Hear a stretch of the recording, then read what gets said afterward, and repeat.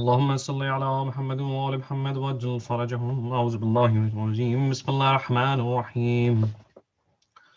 اللهم إني أسألك برحمتك التي وسعت كل شيء وقوتك التي قهرت بها كل شيء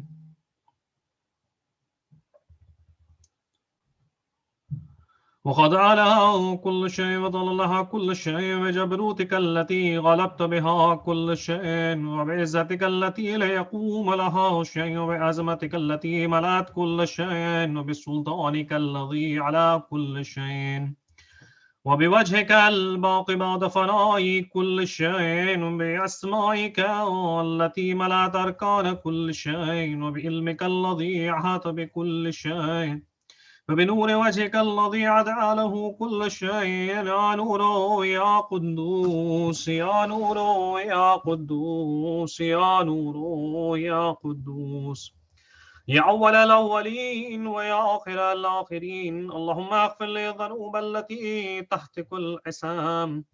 اللهم اغفر لي الذنوب التي تنزل النقام. اللهم اغفر لي الذنوب التي تغير النعام. اللهم اغفر لي الذنوب التي تحبس الدعاء.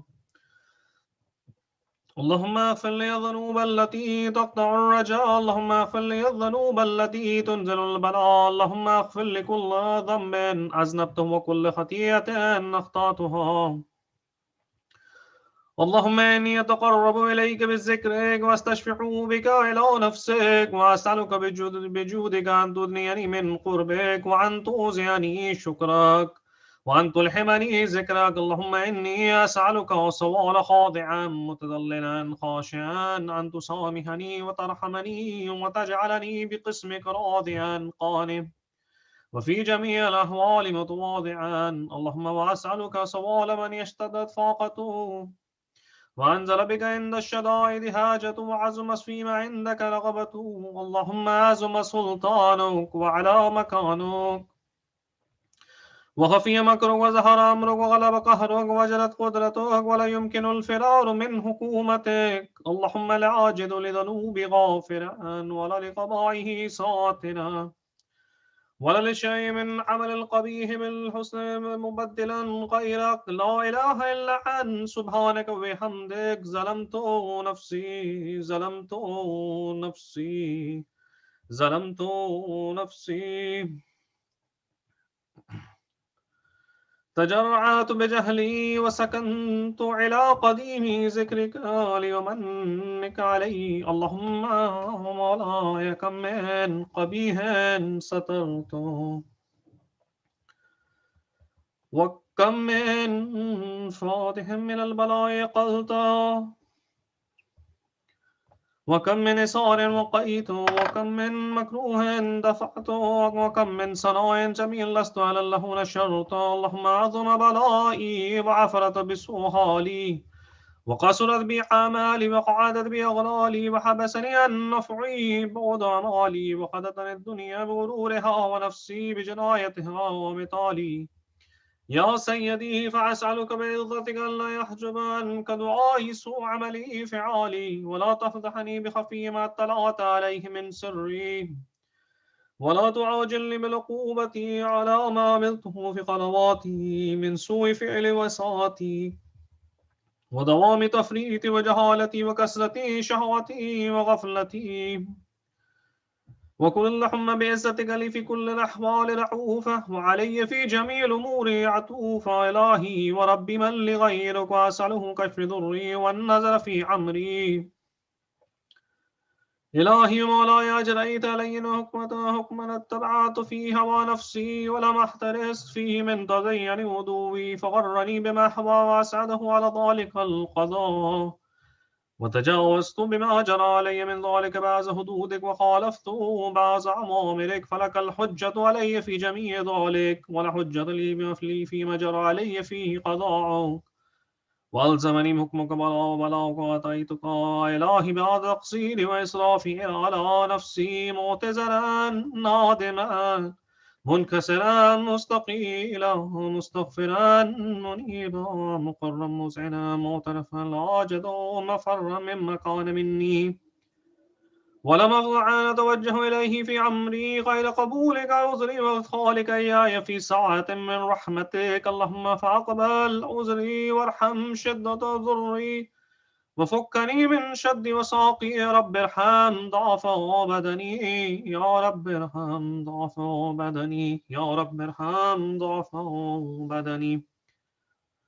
ورقة جلدي ودقة عزمي يا منبت خلقي وذكري وتربيتي وبري وتغذيتي. هبني لابتداء كرمك وصالف برك بي إلهي وسيدي وربي.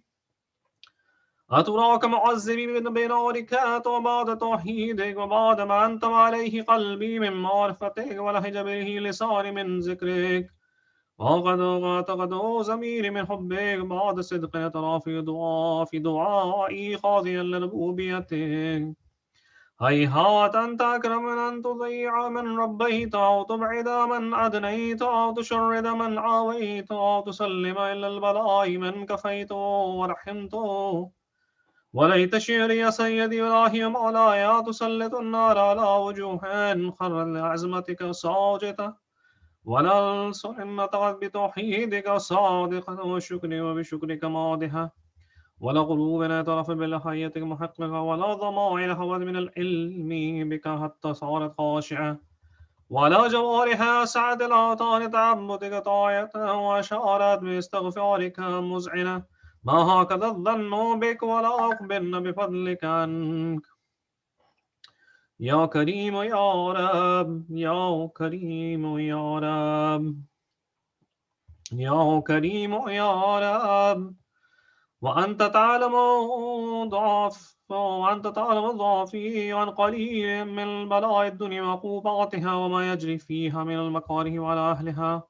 ولأن ذلك بلاء مكروه قليل مكسور يسير بقاؤه وغسير مدته. فكيف احتمال للبلاء الآخرة بجليل وقوع المكاره فيها وهو بلاء تطول مدته ويدوم مقامه ولا يخفف عن أهله لأنه لا يكون إلا عن غضبك وانتقامك وسخطك. وهذا ما لا تقوم له السماوات والأرض يا سيدي. فكيف بي أنا عبدك الضعيف الذليل الحقير المسكين المستكين. يا إلهي وربي وسيدي ومولاي لا يلم إليك أشكو ولم من هذا الجو أبكي الأليم العذاب والشدة أم لطول البلاء مدتي. فلا إن سيرتني للعقوبات مع أعدائك وجمعت بيني وبين أهل بلائك وفرقت بيني وبين أحبائك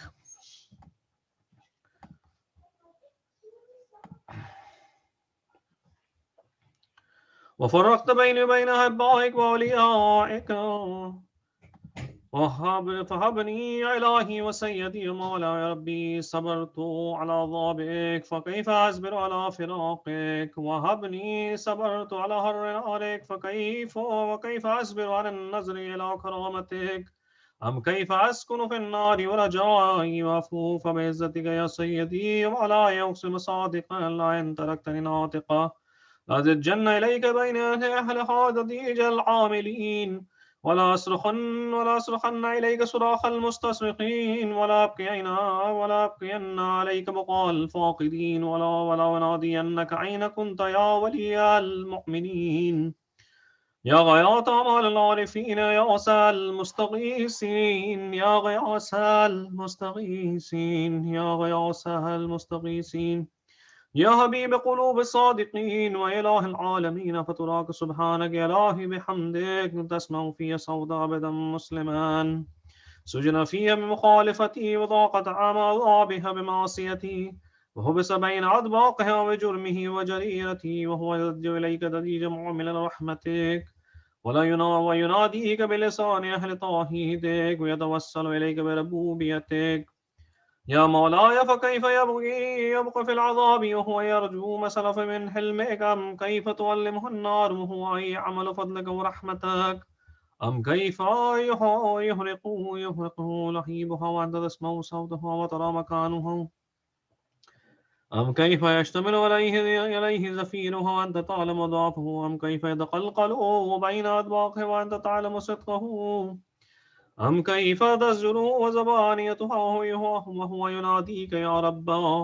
أم كيف يرجو فضلك في إتقه منها فتتركه فيها؟ هيهات ما ذلك الظن بك ولا المعروف من فضلك ولا مشبع لما عملت بالموحدين من برك وإحسانك، فباليقين أقطع لولا ما حكمت به من تعذيب جاحديك وقضيت به من إخلاص معانديك لجعلت نارا كلها بردا وسلاما وما كان لأحد فيها مقرا ولا مقاما، لكنك تقدست أسماؤك وقسمت أن تملأها من الكافرين من الجنة والناس أجمعين وتقلد فيها المعاندين، وأنت جل ثناؤك وقلت مبتدعا وتطولت بنا متكرما، فمن كان مؤمنا كمن كان فاسقا ليستعو إلهي وسيدي وأسألك بالقدرة التي قدرتها بالقضية التي هتمتها وكمتها وغلبت من عليه أجريتها أن تهب لي في هذه الليلة وفي هذه الساعة وكل جرم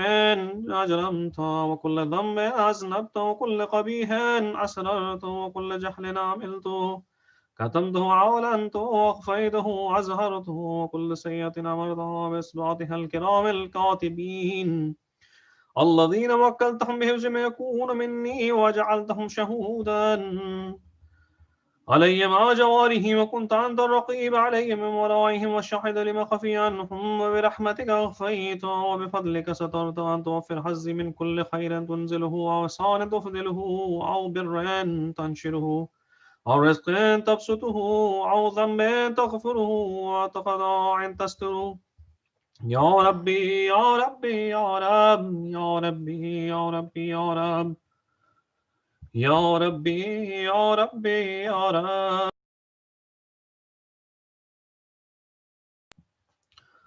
يا إلهي وسيدي ومولاي مالك ربي عمن بيده ناصيتي عليما بضر مسكنتي يا خبيرا بفقر طاقتي يا ربي يا ربي يا رب يا ربي يا ربي يا رب يا ربي يا ربي يا رب أسألك بحقك بوثق وعزم صفاتك واسمائك أن تجعل أوقات في الليل والنهار بذكرك مأمورة وبخدمتك موصولة وأعمالي عندك مقبولة حتى تكون أعمالي وأورادي كلها وردا واحدا وحالي في خدمتك سرمدا يا سيدي من عليه معولي عمن إليه شكوت أحوالي يا ربي يا ربي يا رب يا ربي يا ربي يا رب يا ربي يا ربي يا رب قوي على خدمتك جواره واشدد على العظيمة جوانه وحبل الجد في خشيتك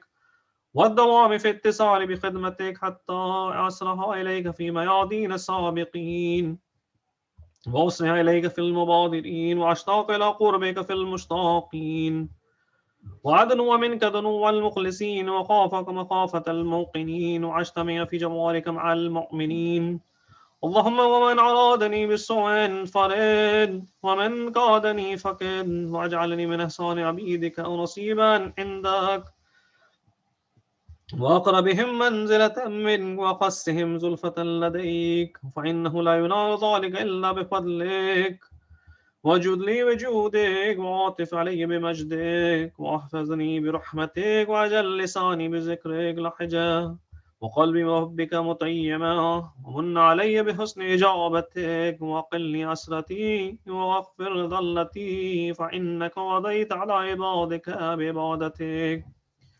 وأمرتهم بدعائك وضمنت لهم الإجابة فإليك يا ربي نسبت وجهي وإليك يا ربي مددت يدي فبعزتك أستجب لدعائي وبلغني منايا ولا تقطع من فضلك ورجائي واكفني شر الجن والإنس من أعدائي يا سريع الرضا يا سريع الرضا يا سريع الرضا اغفر لما لا يملك إلا الدعاء فإنك فعال لما تشاء يا من اسمه دواء وذكره شفاء وطاعته غنى ارحم من راسه ماله الرجاء وسلاه البقاء يا سابق النعم يا دافع النقام يا نور المستوحشين في الظلام يا عالما لا يعلم صل على محمد وآل محمد وافعل بما أنت أهله وصلى الله على رسوله والأئمة الميامين من آله وسلم تسليما كثيرا كثيرا اللهم صل على محمد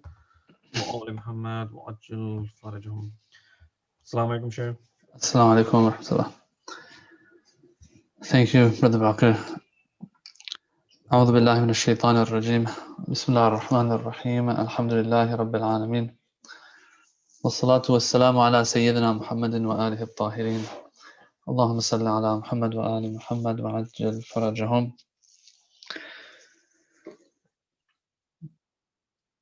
لله أبوهم وهل أحد منهم أشد لها مراسا وأقدم فيها مقاما مني. In this ending of khutbah number 27 of Nahjul Balagha that last week we weren't able to finish because of a technical issue that I had, and hopefully it won't be repeated. I even replaced some hardware so that hopefully we don't run into those issues anymore. What we were covering last week before we cut off was khutbah number 27, the ending part, where Amir al-Mu'mineen, he was really complaining to the people, from the people, and about them. He was complaining to them about themselves and how they've made him drink mouthfuls of grief, so to speak. He used figurative speech when he said that, and he said that you destroyed all the plans that I had, all the ideas that I had, all the opinions and plans that I had to fix things up. You messed it all up. Why? Because as I was explaining last week, Imam Ali alayhi salam, if he had become Khalifa from the beginning, of course things would have been much better in our opinion, at least. Lots of the bid'ahs would not have taken place. Lots of the problems that came up later would not have taken place. Think about it. Imam Ali becomes Khalifa in his 30s. That's next level. And he's, for 25 years, he doesn't stay home, but rather, that's, once again, I shouldn't say stay home, but in other words, he doesn't have anything much to do with any political positions. But at the same time, he is helping out to an extent, but at the end of the day, he doesn't hold a position. So think about it. If instead of not holding any position, he was Khalifatul Muslimin for 25 years, think about how much things would have been different. But nonetheless, he became Khalifa after 25 years. Now he's in his late 50s. He's in his late 50s, and still, he feels that he can fix things up. So he has a lot of ideas. He has a lot of plans for the Muslim Ummah, for sure, when he becomes Khalifa. Now, the thing is, though, that they don't let him do what he needs to do, and they don't help him when he needs the help. And so he says, أَفْسَدْتُمْ عَلَيَّ رَأْيِي بِالْعِسْيَانِ وَالْخِذْلَانِ. Through your desertion of me and through your lack of help and disobedience of me and not helping me when I asked for it, it has reached a point that the Quraysh are saying now that Ibn Abi Talib, the son of Abu Talib, is a courageous individual, true, but he's just not familiar with the art of battle and the art of war. Now, Amir al-Mu'mineen alayhi salam, this is something that can really offend him because we all know the stories of Amir al-Mu'mineen and how he has been involved from his youth and childhood, you can say, even in skirmishes here and there, fights here and there, battles here and there. Yeah. So Amir al-Mu'mineen, when he says this, it's such a great and very significant matter that he brings it up and he mentions it. He says that you disobeyed me so much that Quraysh thought that I'm the problem, that I don't know how the art of battle is, what the art of battle looks like, or else I am a courageous person, though. This is a very big offensive statement to make to Amir al-Mu'mineen. Do you know why? That means that he is just a foot soldier. Put him out in the battlefield and let him just fight. He's just a fighter. He's just a person who, when he's on the battlefield, he's not scared. He doesn't turn his back. In other words, he doesn't. It's as if they're saying he doesn't really need to think. All he needs to do is to be on the battlefield. That's it. And he'll get work done for you. But that's about it, like a foot soldier. No, Amir al-Mu'mineen was more than just a foot soldier. Amir al-Mu'mineen alayhi salam, he is one of the greatest when it comes to the art of war. But if no one's listening, then what can he do? And he'll point this out in the end as well. He says, وَلِلَّهِ أَبُوهُمْ وَهَلْ أَحَدٌ مِّنْهُمْ أَشَدُّ لَهَا مِرَاسًا. He says, whoa, lillahi abuhum. This is an expression that's used when you want to show when you're very surprised about something. You want to show that, you want to express it, or when you're very impressed with something, right? When you're impressed with something in someone, you say lillahi abuk or lillahi darruk. Yeah. Um, and so here he says, whoa. He's like, what's going on? Whoa. Are they actually saying that about me, Amir al-Mu'mineen alayhi salam, not knowing the art of war? Are you kidding me?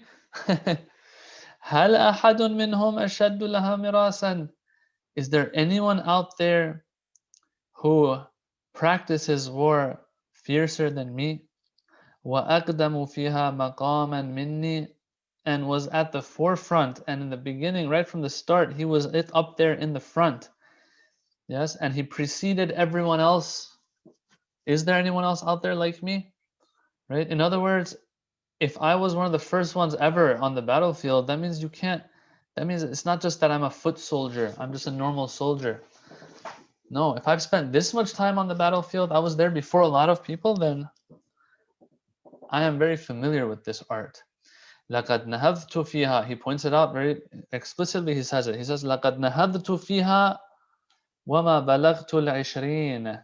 As a matter of fact, I began this whole thing. I was involved in battle, and while I had not even reached 20 years of age.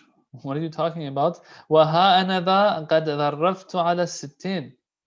Now I've passed 60, right?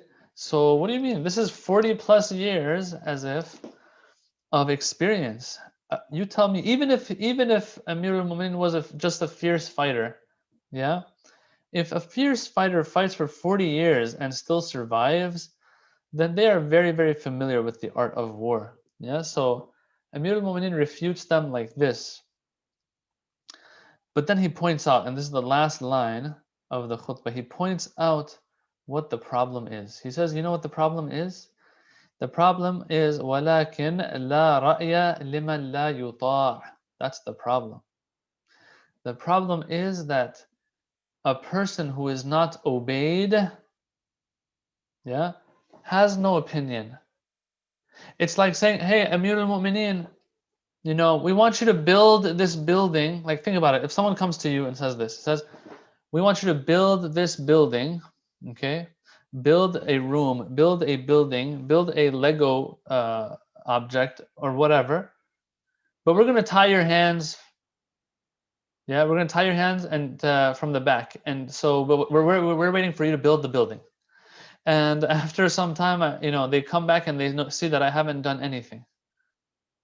Can they blame my skills and say that I lack the skills to build a building, or do I lack the tools to implement what I can do and my ideas? Of course, it's the second one. It is so wrong for people to come and then say, oh, see, he can't do buildings, he can't build a building. Think about it. An architect, a construction worker, whatever, tie their hands and then you say, let me see you do this. What do you mean? You're tying my hands. This is the most important part of my job, is that my hands are free to do this work. And then now you're telling me that I don't know what I'm doing? Amir al-Mu'mineen, he says, look, don't point out the fact that I don't know the art of war. I know the art of war, but when I have people who won't listen to me on the battlefield, when I have disloyal and unloyal soldiers, then what am I going to be able to accomplish? What art of war? I can't go out there by myself and fight. I have to have the troops and the necessary forces and resources for that. If the resources aren't there, then you can't blame me, Amir al-Mu'mineen alayhi salam. He's saying, you can't blame me. So up there when he's upset, he says that they said it reached the point where they said he la ilma lahu bil harb, says this is wrong. Don't say that about me. I don't have an opinion. I'm not able to give ideas because I don't have the tools necessary. It's like saying the person whose hands are tied behind his back, you tell him, give us some ideas of how to build this building, how you can build this building for us. You're like, well, the first idea is to untie my hands. Amir al-Mu'minin alayhi salam, his hands are tied. And then he wants to fight someone who he pointed out before, who, like someone like Muawiyah, whose forces are all united over batil, while his forces are not united over haqq. Of course he can't. So he's not going to have, I have nothing to say, he says. What am I supposed to say? You want me to come up with some miraculous idea to defeat Muawiyah through the heavens, through the angels? Like, no, you're supposed to help, and since you're not there for me, I have nothing to say in this regard. And this is where the khutbah ends. There are a few points that have been discussed regarding this last part. Number one is that something that I already talked about, but this is one of the main lessons of this khutbah for us today, even that sometimes we might have amongst us somebody who can do a lot, right? But if we're not there for them as well, then that person will be seen as the problem, right? If there's a father in the family who is doing his job, taking care of a lot of things, but the wife, the kids don't help out and don't do their part, people from outside, when they see this family is failing, they blame the father first or the mother first. That's what they do. They don't know that there's a lack of support, there's a lack of help here for him or her. Yeah, this is how it is. They might have somebody that can help them, a group, a community might have somebody, but people from outside, when they see, they'll be like, oh, look, that person wasn't able to help out or do their part properly, while in reality, everyone wasn't doing their part. This is something that some of the mufassirin of this khutbah have brought up, that yes, great figures throughout history have always been blamed, have always, the people, others have pointed the finger to them and called them out for failure, although the failure wasn't because of them, it was because of the ones who were supposed to support them. Another thing that comes up, another question that comes up that you probably will know the answer to, but I'll say it anyway because they have brought it up, is that look, we see in this khutbah, and maybe others like this khutbah where Imam Ali is calling out the Kufans, what we find is that he's very upset, and you sense this like hopelessness in Amir al-Mu'minin alayhi salam. And some people might ask themselves, like, why is this the case? Is not Ali ibn Abi Talib alayhi salam, is he not the mountain of sabr, the mountain of patience and forbearance? Right? He shouldn't be affected by these things. But we look and we see how sad he is, how he is, like the way he's speaking to these people is as if there's no room for any forgiveness anymore. So what do we say to that? The answer that they've given, I think, is pretty clear, is that look, it has come down to this. There is no other choice for Ali alayhi salam. These people who are supposed to be supporting him, Imam Ali has tried everything he can to force them into supporting and making the sacrifice and showing up and stepping up, but they haven't still. And so, since they haven't, there is only one more option left, and that option is for him to shake them as hard as he can, because this is it. Islam is on the line. If he doesn't get them to go out, then Muawiyah is really going to get strong. Yeah. So maybe if I give them a feeling of a little bit of guilt, maybe that will shake them. Maybe that will cause them to support and wake up and support. And I'll get, there's one more point I want to cover, and then I'm going to go back to the whole context of this khutbah, and you'll see that it did shake some people and it did actually have an effect, but it was too late. So we'll talk about that. But before that, let me just go through this last question as well. Another question that comes up is this. This one is an important one. Um, it says, there's a question again that says that, okay, Imam Ali in this khutbah, he said that I got engaged and involved in battle. And while I hadn't even reached 20 yet, yeah, he says this. But as we all know, Imam Ali, when he migrated, yes, some have pointed out that he was 23 years old when he migrated from Mecca to Medina, that he was 23 years old. So the question that comes up is this. It's that he's past 23. As we all know, the first battle of Islam took place after the migration, right? So when Imam Ali migrated, he was 23. Battle of Badr maybe a year later happened. So he's like around 24 years old when the first battle takes place. So what does he mean when he says, I was engaged in battle even before I was 20? Yeah. So there are different things that have been said here. Number one is that they've said that, well, Imam Ali probably means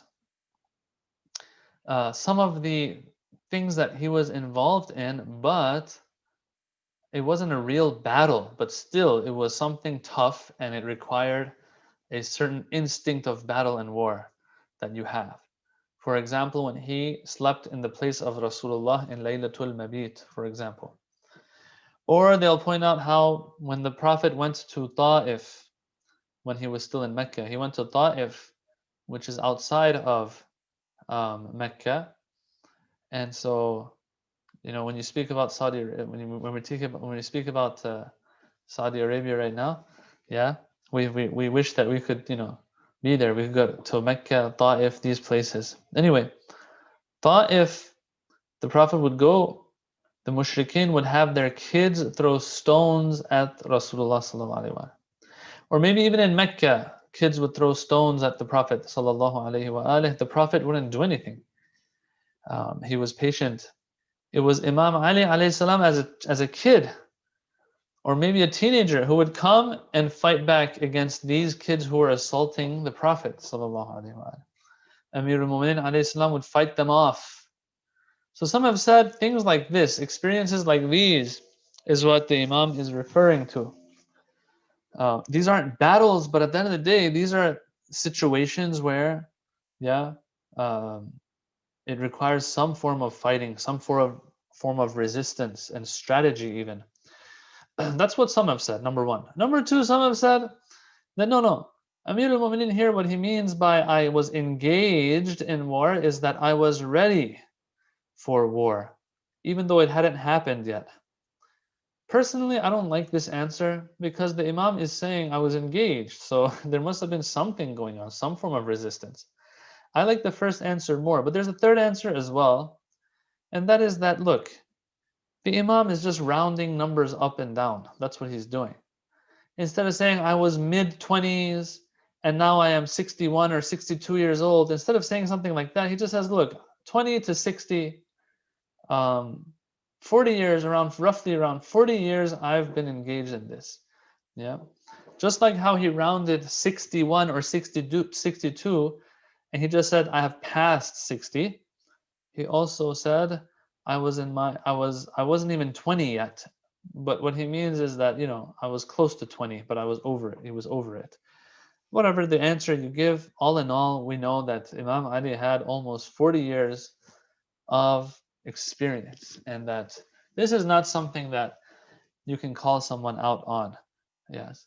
Even if you're just a mere soldier, if you're a soldier for 40 years, like all these generals that are very, very decorated generals of armies, they they used to be a soldier once too. So even if it's true that Imam Ali used to be just a normal soldier, if it's true to say that, when he's in his 60s, he's not a soldier anymore. So he is going to have knowledge of warfare. And so these people, the Quraysh that are saying that he doesn't know the art of war, they are totally wrong in what they're saying. But the sadness of all of this is important. Look, things have reached the point, Imam Ali is saying, that the clearest things are now being questioned. The clearest things. Everyone knows the shaja'ah of Ali ibn Abi Talib and his art and his knowledge of warfare, of war. Everyone knows that, but it's reached the point, that's how bad the Kufans have treated him and deserted him, that it reaches a point that even those things that are clear as day are questioned by people like him having knowledge of the art of war. All right, so let's go back to the story. Let's put things into context a little bit more so we understand what was going on exactly here. Just to show those final months of Amir al-Mu'mineen's life, how hard they were for him, and how close things were to getting better, but then they got out of hand. So it says that this is what some have explained when it comes to this khutbah, to number 27, is that the Imam, he when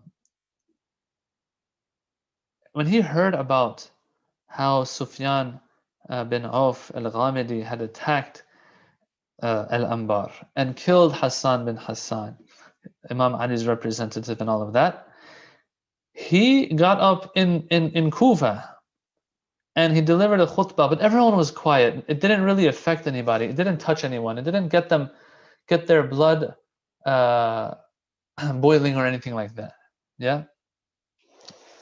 So what happens is he gets very upset that the khutbah that he has delivered has not, and it's not khutbah number 27, just a normal khutbah and scolding the people. And he notices that the people are not moved by this. It says that he got up and probably angrily made his way towards Nukhayla, the outskirts of Kufa, and that's where only armies would gather to be dispatched from. So he goes towards Nukhayla, and everyone knows he's very upset and he wants to say something very important. It is here that there are some people who mediate. They come to Amir al-Mu'minin alayhi salam. They're some of the nobles of Kufa, and they're like, please, like, don't worry, Ali, we have this, we've got this, don't worry, we'll help you out, and so on. And so they convince him and change his mind from, doing something very significant and harsh, maybe even. They stop him from that and they change his mind, and he says, okay. And he sends an army of 8,000 to go after Sufyan bin Auf al-Ghamidi. The problem is, by the time they get to Anbar, yeah, Sufyan and his army have already gone. And so this army of 8,000 comes back without having achieved anything. This is where Imam Ali is very upset now. He gets very upset and he says, you know what, let's go to Nukhayla. They go to Nukhayla and he speaks and he delivers this sermon. Now, some have said that he was so upset that he wrote this sermon down for someone else to read it out loud to the people instead of him having to stand there and deliver it. Yeah. Yeah. So once this khutbah is delivered, and this is the important part, once the khutbah is delivered, the Imam is approached by some people. So you see, remember I said that Imam Ali, he had no choice but to speak like this to the people. And you think to yourself, maybe, wait a minute, we thought he was the most patient of all creation after Rasulullah sallallahu alaihi wasallam. So why is he losing his cool? Why is he sound like he is he's worried or something? The answer was that he did that to move the people, to show how desperate the situation is. It looks like it paid off actually, and it worked. You know why? Because they say after the khutbah was delivered, people like Hujr bin Adi, that companion of Imam Ali alayhi salam, the companion of Imam al-Hasan alayhi salam, that Muawiyah killed years later during the time of Imam Hasan, Imam Hussein, Hujr bin Adi, Sa'id bin Qais is also a very loyal companion of Amir al-Mu'minin alayhi salam. They came to Imam Ali. They said, look, these Kufans who live in the city, they've got that luxurious life going. They're not going to do anything probably. Let us go out to the villages outside of Kufa and the tribes, the Bedouins maybe even outside of Kufa, our clans, our tribes, our people, we'll speak to them. We will get proper people to come help us out in fighting Muawiyah. Yeah, yeah. So Imam Ali agrees to that. And they go. And they do come back with a nice army and they say, what do you want to do? Imam Ali says, it's time to go fight Muawiyah. Remember, this is after Nahrawan. Yeah. And so we all know Imam Ali didn't live too long after Nahrawan. So this army wants to go after Muawiyah now and finally finish the job. You see, it was that this is how sad history gets. That Amir al-Mu'mineen alayhi salam was this close to doing it, getting it done. Siffin also it was close to getting it done, but unfortunately it didn't happen, and now it's about to happen. This army has come together and they are ready to go. And so it says that he uh, wanted to send them, or he did send them and dispatch this army, but alas, Amir al-Mu'mineen alayhi salam, 19th of Ramadan, is struck by Ibn Muljim, la'natullahi alayh. And this whole initiative, this whole project of Imam Ali to get rid of Muawiyah, all of a sudden comes to a halt. When the army doesn't have its commander, yeah, which is Ali ibn Abi Talib, the army isn't going to go. And so, it didn't go through, unfortunately. We have all heard the story. After Imam Ali, Imam Hassan tried to make, still go, but it's too late now. There will be divisions again. There will be problems. Muawiyah is not going to just sit there and do nothing either. He is going to use whatever tricks he can to stop Imam al-Hassan alayhi salam. This was, when you lose Amir al-Mu'mineen alayhi salam, it's a tragedy in and of itself. It's a tragedy that the Mu'mineen lose Amir al-Mu'mineen, that the Muslim Ummah becomes yatim and orphaned as a result of that. But it's also very saddening that this plan of Imam Ali alayhi salam all of a sudden came to a screeching halt because of some jahils by the name of the Khawarij, who had a misunderstanding of the faith, who were looking at things black and white. And I always talk about this, that we have to be careful not to develop a black and white understanding of the religion, or else we will hurt those who we're not supposed to hurt, who are trying to get something done. But there's a flip side to it too. Sometimes there are some people who want to stay away from black and white. They become too colorful, so to speak, and they become too lenient. No, we have to see what our scholars push for. And when I say scholars, I'm not talking about myself or this person or that person. I'm talking about our major scholars. Those are the ones who we get guidance from, to see what approaches we're supposed to have when it comes to things. And in the end, there might be some differences of opinion. That's fine. But at least we have to get our religion from someone out there. Or else these people, they were going straight to the Quran themselves and misinterpreting verses. In al-hukmu illa lillah. Allah is the only one who can be a hakim. Ali, who said you're a hakim? Who said you're a khalifa? And they attacked him and they assassinated him. Now, the Muslims got very unlucky here, because Imam Ali, the night he was struck by Ibn Muljim, that same night, two of the other problematic ones, namely Muawiyah and Amr bin As, Muawiyah in Sham and Amr bin al-As in Misr, Egypt, they were also going to be assassinated. The Khawarij hated all these guys. But Amr bin al-As, that night, or that Salat al-Fajr, he didn't come for Salat that day. He didn't. Muawiyah, on the other hand, he went for Salat al-Fajr, he got struck, but he got injured, he didn't die. Amr was spared completely, nothing happened to him, but unfortunately, Amir al-Mu'mineen alayhi salam lost his life in all of this. And with this, everything got messed up, unfortunately. Yes, so this is Imam Ali's khutbah, number 27 of Nahjul Balagha, one of the last ones, maybe, if not the last one, that he gave to and delivered to the Kufans. And so we seek refuge in Allah. We are people of the city ourselves. We are a people who live in comfort, we live in luxury, And so we seek refuge in Allah that if there is a time that we need to step up to do something, make sacrifices. I'm not talking about necessarily physical ones, but with our wealth, with our time, whatever it is, getting our hands dirty, working on the ground, getting some work done. That we're not the type who will allow us to be lazy because just we have that city life. Here, the tribes, the Bedouins, those people living outside of Kufa eventually came to help Imam Ali out. But unfortunately, the time had passed and it was too late because Amir al-Mu'mineen left this dunya before that battle could take place. We ask Allah subhanahu wa ta'ala to give us tawfiq to not be like that. These Kufans, sometimes they were up, sometimes they were down. Yes, Kufa one time was a place that was the support of Amir al-Mu'mineen, another time the exact opposite.